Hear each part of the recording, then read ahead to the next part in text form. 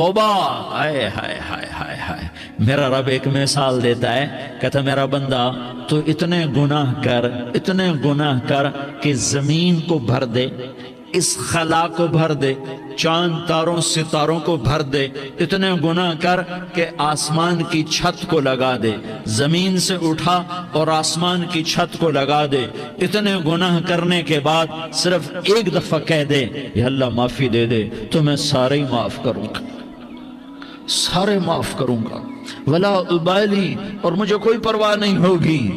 میں نے کہا بیٹا گناہوں کی معافی تو یقیناً ہے، لیکن توبہ کا ہونا ضروری ہے۔ تیری توبہ پکی ہونے کے لیے یہ ماحول چھوڑنا ضروری ہے۔ تو یہ بستی چھوڑ کے اس بستی میں چلا جا، وہاں نیک لوگ رہتے ہیں، ان کی صحبت میں تو رہے گا تو تیری توبہ پکی ہو جائے گی۔ اس نے کہا میری معافی ہو جائے، میری معافی ہو جائے، میں ہر کام کرنے کو تیار ہوں۔ بوریا بستر اٹھایا، جو تبلیغ والے کہتے ہیں گھر چھوڑو، لیاری چھوڑو، بستر اٹھاؤ اور چلے کے لیے نکلو، 4 مہینے کے لیے نکلو کہ اپنی توبہ کو پکا کرو، ورنہ ماحول کی گندگی پھر آدمی کو گرا دیتی ہے، پھر گرا دیتی ہے، پھر گرا دیتی ہے۔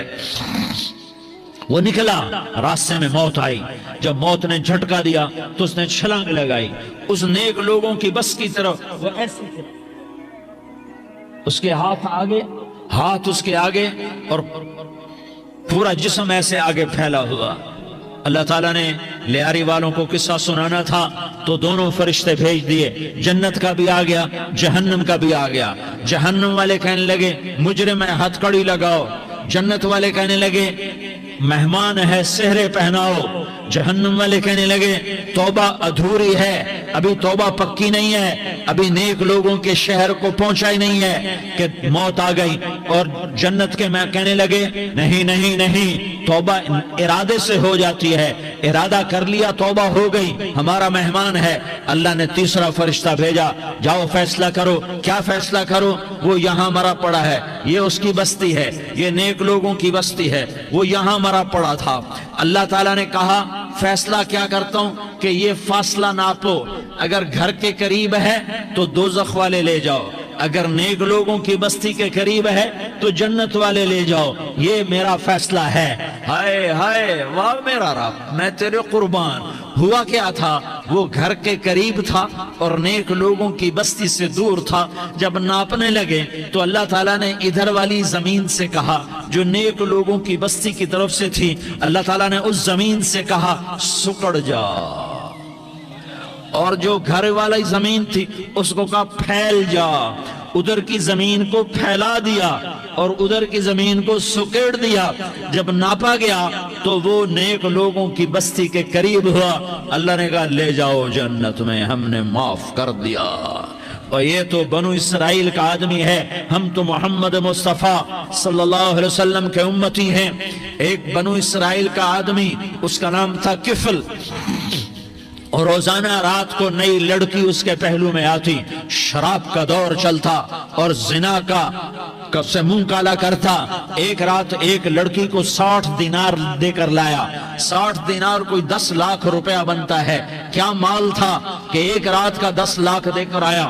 جب کمرے میں داخل ہوا تو وہ لڑکی رو رہی تھی، تو کفل نے پوچھا کیوں رو رہی ہو؟ میں نے زبردستی تو نہیں کیا۔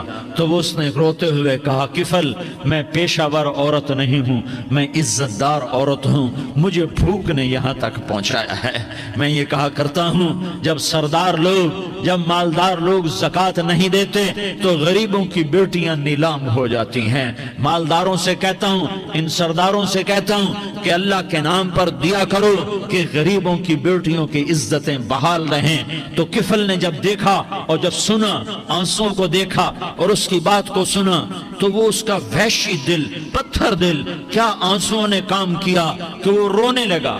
کفل رونے لگا اور کہنے لگا بہن جس عزت سے آئی تھی اسی عزت سے واپس چلی جا، اور میں بڑا کتا انسان ہوں، میں بہت گندا انسان ہوں، میں تیرے آنسوں کے طفیل توبہ کرتا ہوں، تو میرے لیے دعا کر دے، اللہ میری بخشش کر دے۔ اور تو چلی جا اپنی عزت کی سلامتی کے ساتھ، اور جو مال میں نے تمہیں دیا تھا تمہیں ہدیہ۔ وہ بچی گھر پہنچی اور کفل کو پتہ نہیں اگلے لمحے کیا ہونے والا ہے۔ تھوڑی دیر کے بعد کفل مر گیا، اچانک جوانی میں موت آ گئی۔ کفل کو نہیں پتا تھا کہ میری زندگی کی چند گھڑیاں باقی ہیں، ساری زندگی زنا شراب میں گزری، آخری چند لمحے میں توبہ کی۔ اب میرے اللہ نے کیا کیا؟ اللہ کے بن جاؤ، ہاتھ جوڑتا ہوں، اللہ کے بن جاؤ، اللہ کو اپنا بنا لو، اللہ کو اپنا بنا لو، اللہ کو اپنا بنا لو، اللہ سے دوستی لگا لو، اللہ سے یاری لگا لو، اللہ کے آگے سر جھکا لو، ایک دوسرے سے محبت والے بن جاؤ۔ ہاں یہ وہ شخص تھا، کل اس کی میت کو دیکھ کر کوئی اس کو کندھا دینے نہ آتا، اس کے اپنے بھی اس کو غسل نہ دیتے، اس کے اپنے اس کو کفن نہ دیتے، یہ ایسا ظالم بدماش نافرمان تھا۔ ہاں سنو، کفل موسیٰ علیہ السلام کا امتی، طارق جمیل محمد مصطفیٰ کا امتی، سردار عزیر محمد مصطفیٰ کا امتی، ہمارے پیچھے محمد مصطفیٰ کے آنسو ہیں، آہیں ہیں، سسکیاں ہیں، فریادیں ہیں، دعائیں ہیں۔ یہ بنی اسرائیل کے گناہگار کے لیے کیا کر دیا۔ اگر یہ صبح پایا جاتا مردہ تو اس کا کوئی کندھا دینے والا نہ ہوتا، نہلانے والا نہ ہوتا، اسے پتھروں میں دبا دیتے۔ صبح ہوئی تو لوگوں نے دیکھا کفل کے دروازے پر بہت بڑا جیسے بینر لگا دیا جاتا ہے، پورا بینر لگا ہوا تھا، کفل کے دروازے پر لکھا ہوا تھا ان اللہ قد غفر للکفل، لوگوں اللہ نے کفل کو معاف کر دیا۔ کیا مطلب تھا معاف کر دیا؟ کہ جاؤ جنازہ پڑھو، جاؤ دفن کرو، جاؤ غسل دو، جاؤ کفن دو، میں نے کفل کو معاف کر دیا۔ میرے بھائیو اپنے اللہ سے اپنا تعلق بناؤ، اور اللہ سے تعلق بنتا ہے توبہ کے ساتھ، اس کے در پر حاضری دینے کے ساتھ، اور محمد مصطفیٰ صلی اللہ علیہ وسلم کی غلامی کے ساتھ۔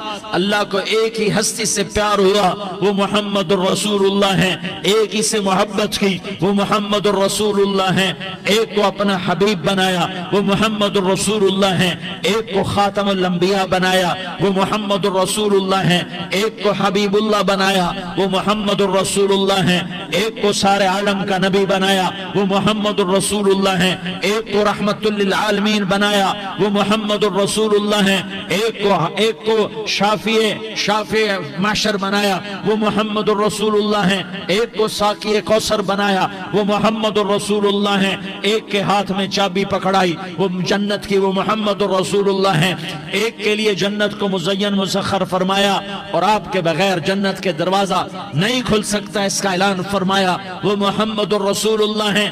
اللہ سے جڑنے کا سردار عزیر ہو یا اس کا گنمین ہو، طارق جمیل ہو یا اس کا ملازم ہو، دونوں کے لیے ایک ہی راستہ ہے۔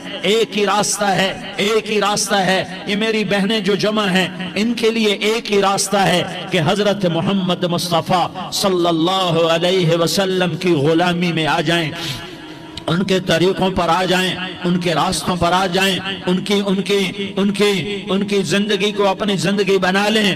میرے نبی کی زندگی محفوظ ہے، یہ کائنات کا سب سے افضل، سب سے اعلیٰ، سب سے برتر، سب سے اجمل، سب سے اکمل، سب سے ابہا، سب سے انور، سب سے اتم، سب سے اجل، سب سے انور، سب سے کمال والا، جمال والا، حسن والا، محمد بن عبداللہ بن عبد المطلب بن ہاشم بن عبد مناف بن قصی بن کلاب بن مرہ بن کعب بن لوی بن غالب بن فہر بن مالک بن نضر بن کنانہ بن خزیمہ بن مدرکہ بن الیاس بن مدر بن نزار بن معد بن عدنان بن اود بن حمیسہ بن سلامان بن عوس بن بوز بن قموال بن عبید بن عوام بن ناشد بن حزا بن بلداس بن يدلاف بن طابخ بن جاحم بن ناحش بن ماخي بن عيفي بن عبقر بن عبيد